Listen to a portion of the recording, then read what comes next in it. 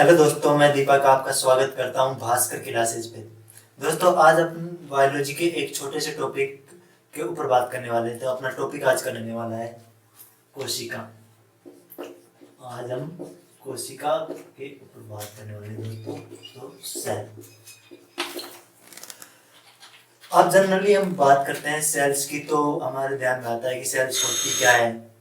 इन सभी क्वेश्चनों के आंसर हम इस वीडियो में जानेंगे दोस्तों। जैसे कि हमें पता है कोई भी एलिमेंट्स होता है, कोई भी तत्व होता है, जैसे कॉपर हो गया, एल्यूमिनियम हो गया, ये सभी तत्व है एक छोटी छोटी इकाइयों से मिलकर बने होते हैं। हम केमिस्ट्री में पढ़ते भी आए हैं कि अणु परमाणु मिलकर इनको बनाते हैं। तो परमाणु इनकी सबसे छोटी इकाई होती है दोस्तों।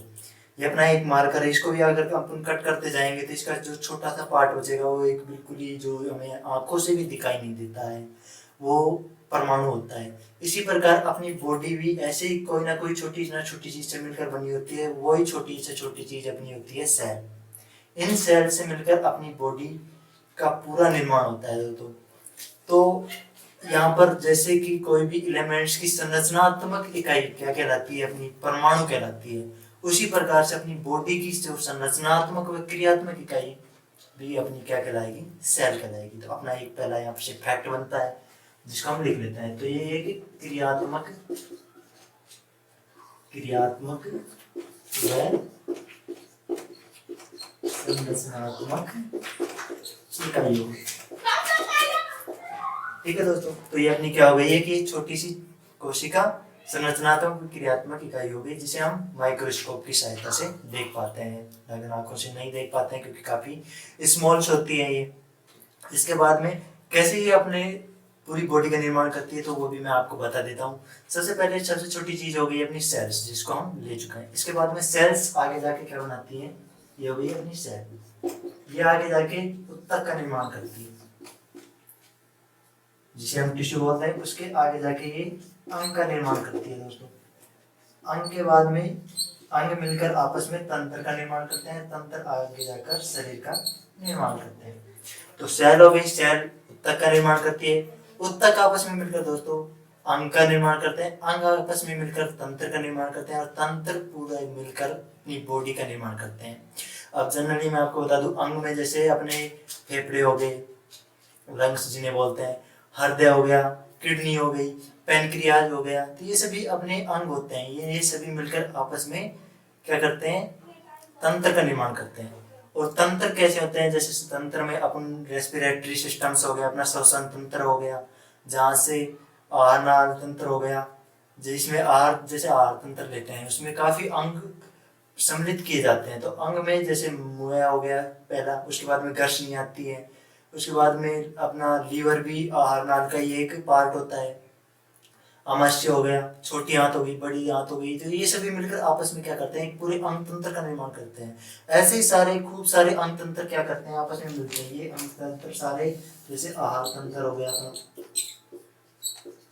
आहार तंत्र, श्वसन तंत्र, परिसंचरण तंत्र, इन सभी के बारे में अपन अलग अलग वीडियो में पढ़ेंगे दोस्तों। जितने भी ये टॉपिक बता रहा हूँ मैं आपको, जैसे आहार तंत्र, इनके बारे में सभी पूरे तरीके से देखेंगे दोस्तों। तो ये जितने भी वीडियो हैं दोस्तों, इन सभी को हम देखने वाले हैं अपने नेक्स्ट आने वाले एग्जामों में। तो फिलहाल अपन कोशिका की जनरली बात कर रहे हैं। तो इसके बाद दोस्तों देखते हैं हम कोशिका सिद्धांत के बारे में। तो कोशिका सिद्धांत के बारे में, कोशिका क्या होती है, इसके बारे में, इसकी जो खोजें की गई, इसके बारे में अलग अलग वैज्ञानिकों ने अपने अलग अलग सिद्धांत दिए, उन्होंने अलग अलग थ्योरी दी।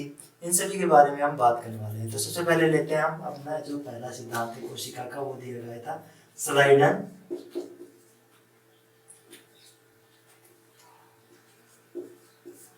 व स्वान।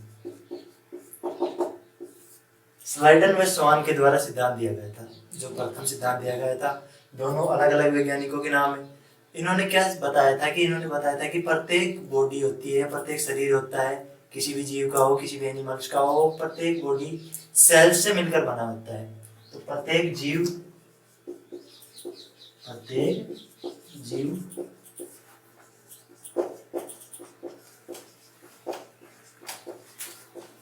कोशिकाओं से मिलकर बना होता है।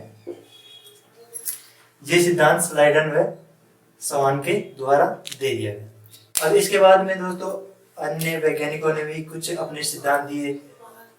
उनके द्वारा जो सिद्धांत दिए गए थे, इस सिद्धांत की कुछ कमियां रह गई थी, उन कमियों को दूर करने के लिए दिए गए थे। तो इसकी जो कमियां रही थी इस सिद्धांत की वो ये थी, इस सिद्धांत में ये कमी रही थी कि इन स्लाइडन और सवान के द्वारा ये नहीं बताया गया था कि एक जो नई कोशिका का निर्माण होता है वो किस कोशिका के द्वारा होता है। ये बात बताने में ये सिद्धांत असमर्थ था। तो इसकी कमी क्या हो जाती है कि पूर्ववर्ती कोशिकाओं से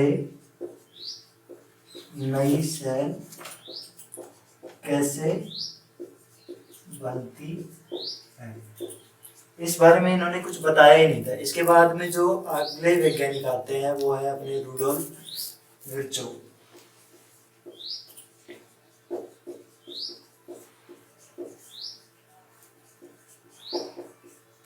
इन्होंने जो अपना ये सिद्धांत दिया था वो दिया था 1855 में, और इनके द्वारा बताया गया था कि जो नई सेलों का निर्माण होता है, जो नई कोशिकाओं का निर्माण होता है, वो पूर्ववर्ती जो पहले से बनी हुई कोशिकाएं होती हैं उन्हीं के द्वारा ही नई सेलों का निर्माण किया जाता है। तो इनका सिद्धांत क्या था कि नई कोशिकाओं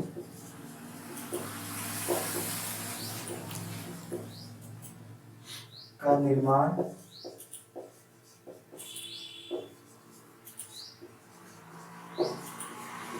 पूर्ववर्ती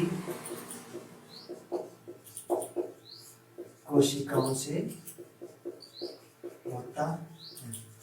तो ये इनका सिद्धांत था। तो ये दो सिद्धांत मोस्टली आते हैं इस कोशिका सिद्धांत में, स्लाइडन और सवान का और रुडोल्फ विर्चोव का, इनको हम पढ़ते हैं। तो ये इनके सिद्धांत थे। तो दोस्तों थैंक यू हमारा वीडियो देखने के लिए। मिलते हैं नेक्स्ट वीडियो में एक नए टॉपिक के साथ। धन्यवाद।